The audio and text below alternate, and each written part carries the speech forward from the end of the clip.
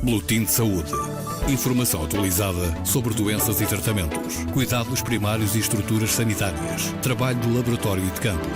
Boletim de Saúde. Uma edição da jornalista Paula Borges. Desde que nasceu no final de 1971, a Organização Médicos Sem Fronteiras viu-se muitas vezes obrigada a passar da ação à palavra, ou seja, a ir além da mera assistência técnica e denunciar os abusos testemunhados pelas equipas no terreno. Tudo começou no Biafra, como se explica num dos cartazes desta exposição que agora visitamos. O cicerone é João Antunes, o representante dos Médicos Sem Fronteiras em Portugal, depois de ter estado em missão em 17 países. Então estes dois primeiros painéis que marcam o começo da exposição, começam logo a dizer como é que esta exposição se chama.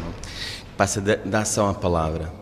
Como Médicos Sem Fronteiras, a ideia que passa, mais rápida, talvez somos como o próprio nome indica, uma organização médica que se dedica à ação humanitária, e é verdade, é uma componente muito forte dentro da organização, mas também incluímos uma outra, que talvez não seja tão conhecida, que é a fase do testemunho e a fase da certa denúncia. Estando presentes em alguns dos cenários das maiores crises humanitárias, faz com que também tenhamos uma responsabilidade de, por vezes, e sempre que isso se traduzir numa melhoria nas condições de vida para as populações que estão mais vulneráveis nessas crises, pois consideramos a fase do testemunho, ainda que sabemos que essa própria denúncia pode gerar alguns incómodos e gerar algumas impopularidades, né, com alguns atores humanitários também.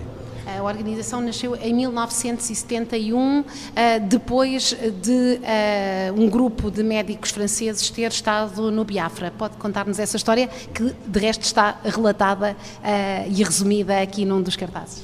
Sim, de facto, 1971 marca o ano, o começo dos Médicos Sem Fronteiras, dezembro de 1971, para ser mais exato. E então, nesta altura, estaríamos já com alguns anos na crise do Biafra, numa província da Nigéria, onde a população civil acaba por sofrer de uma maneira direta das consequências desse conflito, e onde um grupo de médicos franceses sentiu que só fazer a ação médica não era suficiente para melhorar as condições destas populações, e sentir um pouco que também a parte da denúncia seria extremamente importante. E então, através de uma reunião com um semanário médico, TONUS, um grupo de jornalistas com um grupo dos médicos, fazem com que se crie os Médicos Sem Fronteiras. Médicos, porque é uma organização médica sem fronteiras, porque o trabalho médico feito nesses países, através da palavra, daí da ação à palavra, passa além fronteiras. E então toda a população mundial pode ficar um bocadinho a conhecer o que é que está a acontecer nestes determinados países. Neste caso foi a questão do Biafra, na Nigéria. Portanto, aqui o segredo não é nada a alma do negócio, não é? E muitas vezes têm que partir para a denúncia com consequências, como aconteceu em 1985 na Etiópia. Exato. A questão da Etiópia foi um outro marco na história da organização. Estamos em 1985, onde assim que a comunidade internacional já começa a reagir em relação a estas situações. Foi a situação dos concertos, das estrelas de música que se reuniam e faziam concertos em benefício das populações, nesse caso na questão da Etiópia. A questão é que a ajuda humanitária sim foi mobilizada para o país, só que no próprio país não foi direcionada para a população os mais vulneráveis, através do Estado etíope. Neste caso houve uma deslocação das pessoas para uma outra área onde essa ajuda humanitária não chegava e que tinha umas consequências devastadoras nessa população. E então aqui é sempre um bocadinho o dilema, ou então uma situação realmente denunciamos para que a situação seja alterada e corremos o risco de ser expulsos do país, ou então compactamos um bocadinho, seguimos um bocadinho as diretrizes no terreno, e então tentamos fazer o nosso trabalho com as condições que existem. Neste caso decidiu-se denunciar, e temos como consequência direta a expulsão da Etiópia em 1985. Deve ser difícil tomar essa decisão, não é? Porque sabem que muitos ficam para trás. É uma situação realmente que gera sempre imensa discussão dentro da própria organização, nunca é unânime. este sempre equilíbrio entre falar e denunciar, tentando que com essa palavra haja uma consequência direta e uma alteração na situação de injustiça para as populações que estão a sofrer, ou então tentar estar no país e fazer o melhor que podemos e minimizar um bocadinho as consequências destas mesmas injustiças. Não há uma fórmula certa, é sempre em cada país, dado cada contexto, pois a situação depende de caso para caso. Sim. João Antunes conduz-nos pelas galerias da Junta de Freguesia de Santa Maria Maior, em plena Baixa Lisboa. A instituição Médicos Sem Fronteiras é uma instituição que não só prestigia o nosso país, como desenvolve uma atividade a bem da humanidade. Portanto, nós temos naturalmente muito, também agradecemos a disponibilidade dos Médicos Sem Fronteiras ao terem-nos escolhido para fazer aqui a exposição.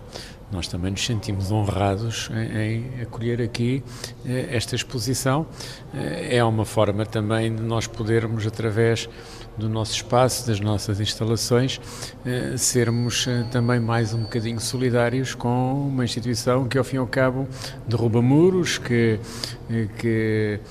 dá assistência a populações que vivem em condições infra-humanas e, portanto, diria que era quase uma obrigação nós termos aqui esta exposição, uma vez, desde que ela nos foi proposta. Já vamos conhecer melhor a história do João, como é que um estudante de Economia português chega à organização Médicos Sem Fronteiras, enquanto percorremos os corredores desta galeria, aqui mesmo no coração de Lisboa, e estamos agora perante um cartaz que lembra a situação no Ruanda, esse genocídio que num primeiro momento foi silenciado e negado e não reconhecido. Sim, esse cartaz ainda é bastante simbólico e marca a intervenção humanitária da organização para muitas pessoas que lá estiveram também. Tem como título "Não se para um genocídio com médicos", face à dimensão daquilo que estava a acontecer, a amplitude de afetados com esta situação. Obviamente que não eram como médicos e com a intervenção médica que se iria parar. A situação teria de ser com uma mobilização da comunidade internacional para parar a tempo e horas o que foi e o que depois veio a verificar, que foi a morte de milhares de pessoas em um curto espaço de tempo. E então aqui lá está, tal testemunho que foi muito mais evidente, ainda que obviamente quiséssemos pôr todos os nossos meios para salvar a vida das pessoas que conseguíssemos assistir, obviamente éramos insuficientes face à dimensão desta crise humanitária, que teria que ser tratada a nível internacional com as entidades responsáveis de fazer com que a situação fosse um bocadinho diferente. Sabemos que não foi isso que aconteceu, mas mesmo assim é algo que marcou a organização.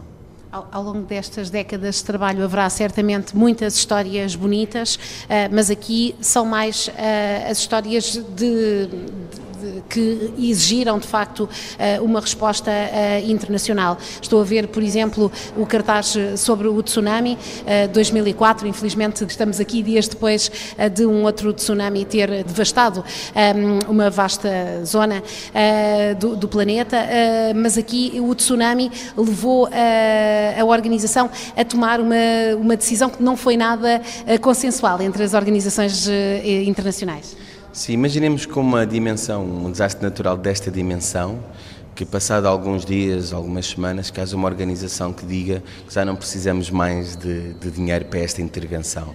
Obviamente, nós, MSF, temos uma responsabilidade também com aquilo que dizemos, e então faz com que essa afirmação pode não ter sido muito bem entendida, não só com as outras organizações humanitárias, mas também com a própria população e as pessoas que dão dinheiro. Então, se a gente estamos a dar dinheiro e afinal não é suficiente, o que é que acontece? Aqui a estratégia da organização foi outra, foi ser transparente, render um bocadinho de contas e dissemos, já temos mais de 110 milhões de euros que angariámos nestes poucos dias, semanas, temos a capacidade de só gastar 25, 26 milhões de euros, o resto ou devolvemos ou com autorização de quem deu esses fundos, poderemos utilizar isso para outras emergências. E também foi algo que correu bem, porque na altura, no fim desse apelo, depois o dinheiro ficou ainda na organização e foi direcionado para outras intervenções e para outras emergências, o que também foi um caso aqui de sucesso, digamos. Infelizmente não têm escasseado oportunidades para utilizar estes fundos. Certamente uma das crises em que os Médicos Sem Fronteiras foram mais relevantes e levantaram a sua voz foi a do ébola. Durante muito tempo não foi reconhecido internacionalmente o quão grave era esta crise, mas os Médicos Sem Fronteiras denunciaram desde a primeira hora. Sim, esta situação também é um bocadinho especial, porque eu estive na Serra Leoa, já nos últimos meses da epidemia, e uma pessoa só de estar alguns dias já sentia esse peso emocional do que é que foi lidar com o ébola. Imagino que tenha sido logo nos primeiros dias, onde a situação ainda estava fora do controle e face ao caos e ao pânico da população, que também temos que ver que realmente nestes países o sistema de saúde é frágil, que já funciona com as suas dificuldades. Imaginemos com uma crise, uma epidemia destas dimensão, a dificuldade obviamente que tem em dar resposta. Na altura tínhamos uma equipa no terreno, mas face à dimensão e ao fator rápido de propagação da doença, da epidemia, já ficou aqui claramente marcada, éramos também impossível dar uma resposta só através dos Médicos Sem Fronteiras, e aqui chamamos um bocadinho novamente o chamamento internacional para intervir com equipas biomédicas para entrarem nos países com capacidade e começarem a minimizar esta situação. Podíamos ir à Síria, mas vamos talvez aqui à República Centro-Africana, uma crise ainda em curso. Aqui, qual a maior preocupação dos Médicos Sem Fronteiras neste momento? Aqui também é uma questão que realmente não difere um bocadinho do ébola, porque acaba por ser quase como uma crise humanitária esquecida. Em Portugal ainda se vai falar na República Centro-Africana, temos parte das forças de segurança são portuguesas, então ainda se vai falando. Talvez noutros países até nem sequer se fala, é quase uma daquelas crises humanitárias crónicas. O que acontece na República Centro-Africana é uma sucessão de golpes de Estado, uma guerra civil entre dois bandos, e onde a população civil aqui acaba por ser a consequência direta de toda esta instabilidade, e faz com que esteja um país daqueles que está em quase permanente emergência. E então aqui o chamamento vai para a ajuda que chega insuficiente, para não haver este esquecimento na agenda internacional de situações como que estão a acontecer na República Centro-Africana, e que fazem com que obviamente é necessário ampliar a resposta que está a acontecer neste momento no terreno. Os Médicos Sem Fronteiras não são uma organização de voluntários, são uma organização altamente profissional e que no terreno, basta vê-los em ação, têm um protocolo muito sério e de facto há uma profissionalização desta ajuda. É uma ajuda profissional, até porque muitas vezes trabalham em situações limite. Sim, exatamente, e é também um dos objetivos também de estarmos mais presentes em Portugal, é querer ampliar a nossa rede de profissionais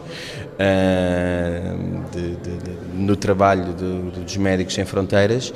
Há algumas imagens que já estão um bocadinho pré-construídas e que às vezes acabam sempre por ser aquelas que me perguntam. A primeira é: eu não sou médico, será que posso trabalhar com os Médicos Sem Fronteiras? A segunda é: estou interessado em fazer um voluntário, como é que poderia trabalhar fazer esse voluntário com os Médicos Sem Fronteiras?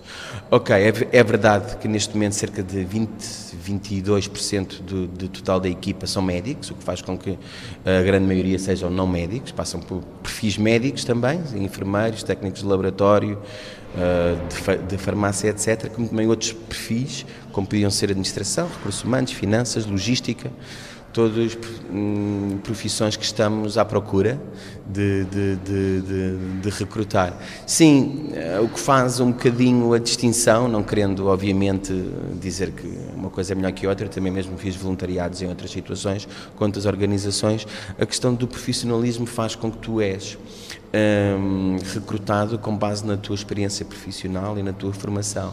Isto é, eu sendo médico, só sendo médico não seria suficiente para fazer uma missão com os Médicos Sem Fronteiras, teria que ter a tua formação, especialidade, ter anos de experiência, dominares pelo menos o inglês e o francês, teres um caráter, uma predisposição para trabalhar nestes tipos de cenários, e aí sim que entramos no que é um contrato de trabalho normal durante o período da missão, onde também todos os custos desse tempo é coberto pela própria organização.